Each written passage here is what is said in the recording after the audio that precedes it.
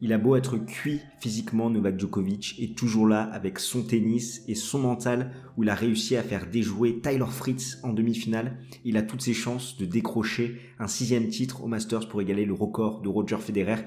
On en parle tout de suite après le jingle.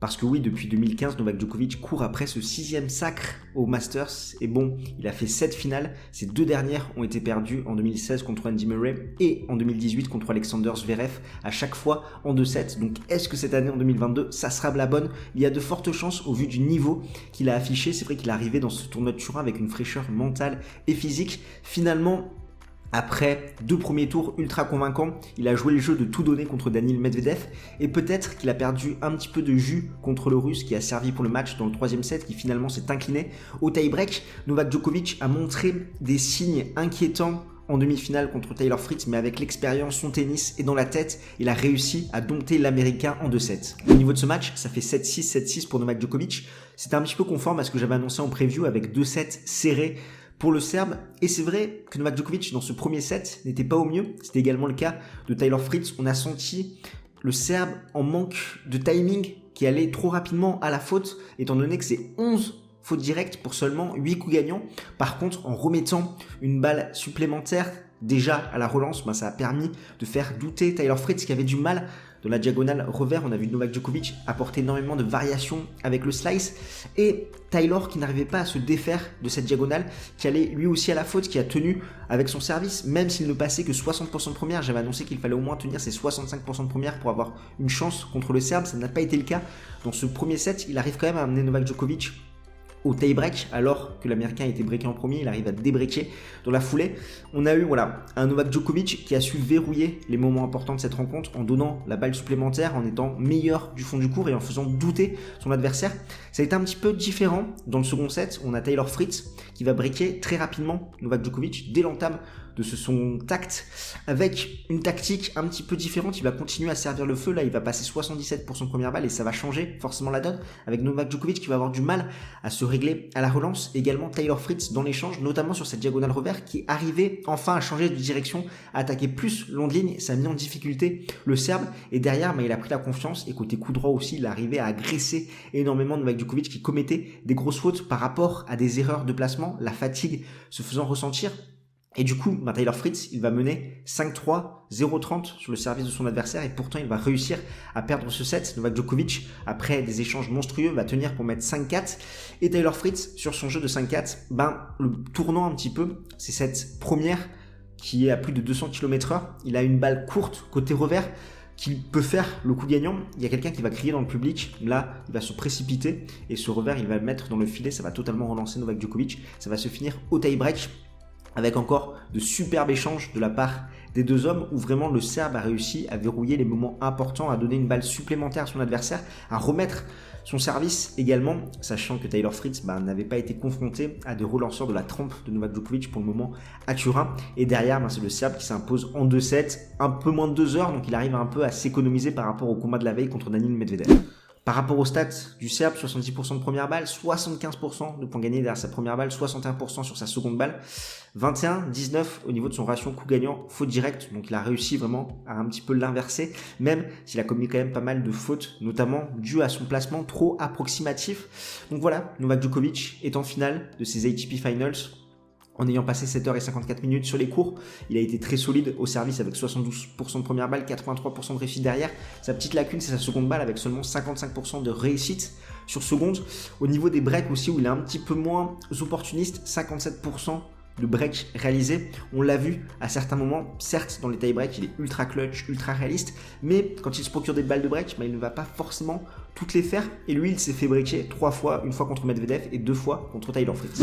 Et ce qui est assez dingue par rapport à la saison de Novak Djokovic, avec toutes ces problématiques qu'il y a eu par rapport à la vaccination en Australie, aux États-Unis où il fait quand même 4 titres avec 41 victoires, 6 défaites, c'est qu'il s'il venait à s'imposer aux ATP Finals, il cumulerait 4820 points. Comme tu le sais, il n'a pas eu de points à Wimbledon malgré son sacre, ce qui fait que si on rajoute les points du Grand Chelem britannique, il serait à 6820 points.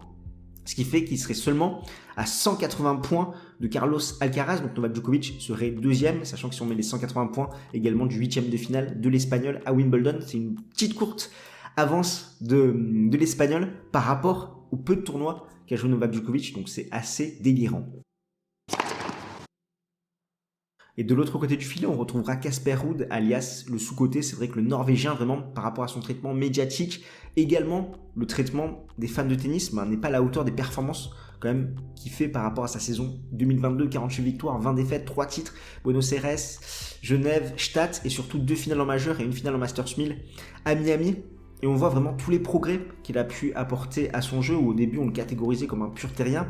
Et même entre le début de cette saison 2022 et la fin de cette saison 2022, on voit qu'il a fait évoluer techniquement certains de ses coups. Je pense notamment à son revers, où à Miami, il avait un certain revers où il était un petit peu moins compact, un petit peu loin de la balle, où il mettait beaucoup plus de lift. Et là, ce qu'il a réussi à faire, à modifier notamment dans la période US, à l'US Open, et qui est encore plus visible à Turin, c'est avoir une prise un peu plus compacte, prendre la balle un peu plus bas, et arriver à mettre un petit peu moins de lift, à frapper plus tendu, une marge de sécurité un petit peu plus faible par rapport au filet, et surtout casser cette diagonale en attaquant longue ligne. Ça fait très mal contre Auger Aliassime et également contre Tyler Fritz en phase de poule. S'il venait à gagner aux ATP Finals, il pourrait prendre la deuxième place mondiale, et pour celui-ci en finale, il est quand même venu à bout de sa bête noire Andrei Rublev, sachant que le Russe menait 4-1 dans leur confrontation, même si la seule victoire du Norvégien était aux ATP Finals en 2021. Et quelle revanche pour Casper Ruud qui s'impose 6-2, 6-3 contre Andrei Rublev.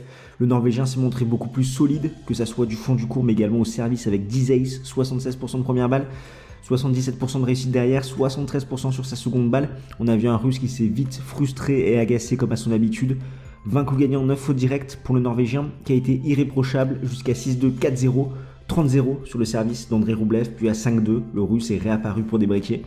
Vraiment, le compartiment du jeu dans lequel a énormément travaillé le Norvégien, c'est bien évidemment son revers. Il a changé sa prise par rapport au début de saison. Il arrive beaucoup plus à attaquer longue ligne et ça fait très mal à Andrei Rublev. En plus, bien évidemment, de la qualité de service de Casper Ruud qui a beaucoup bossé dans ce compartiment du jeu-là tout au long de l'année. Et à la relance, on sait que la seconde d'Andrei Rublev est sa faiblesse. On a vu un Norvégien qui a su adapter sa position au retour, ce que n'a pas su faire Stefanos Tsitsipas, où il a su vraiment se montrer agressif avec son coup droit. Ce qui fait que sur les 5 plus grands événements de la saison, 3 fois, Casper Ruud a été en finale. Pas mal pour un joueur si sous-coté.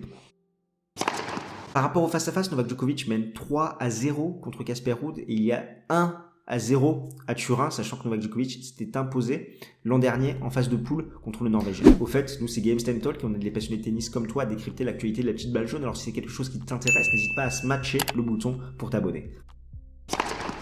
Par rapport à l'aspect tactique, c'est clair que là encore, Novak Djokovic a les cartes en main. C'est le joueur le plus impressionnant depuis le début de ses ATP Finals. Il est en confiance malgré sa défaite contre Holger Rune au Rolex Paris Masters. Il a vraiment tous les éléments dans sa raquette pour faire déjouer Casper Ruud par rapport à la qualité de son service, la qualité de la relance, également la qualité qu'il a côté revers, où il peut insister un petit peu sur le point faible du Norvégien, qui en plus n'aura pas la qualité de service d'un Tyler Fritz, n'aura pas forcément cette puissance du fond qu'a pu mettre en place l'Américain, même si le Norvégien aura un petit peu plus de régularité du fond du court et pourra entraîner son adversaire dans de longs rallyes.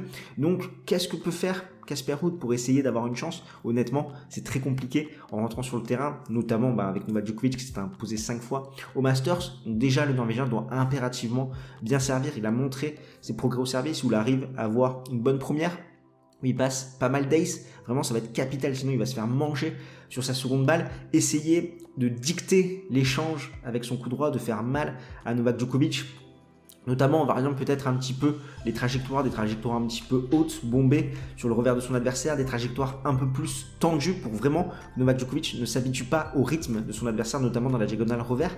Après, Casper Ruud, dans la diagonale revers, ça va être compliqué contre Novak Djokovic, mais il devra continuer à essayer de la casser en attaquant en longue ligne, ce que n'a pas suffisamment fait Tyler Fritz, je trouve, et ce que devra faire Casper Ruud, où il arrive bien, même si les trajectoires sont un peu basses, un peu tendues, il arrive bien à accélérer cette balle, et pourquoi pas essayer de faire douter Novak Djokovic en attaquant longue ligne. Après, dans les longs rallyes, c'est pas évident pour le Norvégien, sachant que là encore, Novak Djokovic a souvent la clé. Taylor Fritz, qu'il a réussi à mettre en place dans le second set, c'est également de donner moins d'angles, de jouer plus au centre. Pourquoi pas Casper Ruud d'avoir des trajectoires un petit peu hautes au centre pour pas donner des angles à Novak Djokovic pour qu'il puisse le contrer. C'est ce qu'il peut mettre en place. Après, essayer de monter au filet. Compter sur un Djokovic peut-être approximatif, comme on a pu le voir sur certains de ses placements, notamment côté coup droit, côté revers.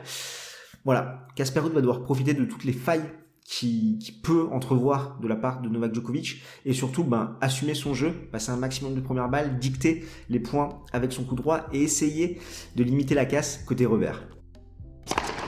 En tout cas, par rapport à mon pronostic, je ne vois pas de grande surprise. Je vois une victoire de Novak Djokovic en 2-7 contre le Norvégien. D'ailleurs, je t'invite à aller voir les pronos qu'on avait fait en début de tournoi. On se retrouve de l'autre côté de l'écran.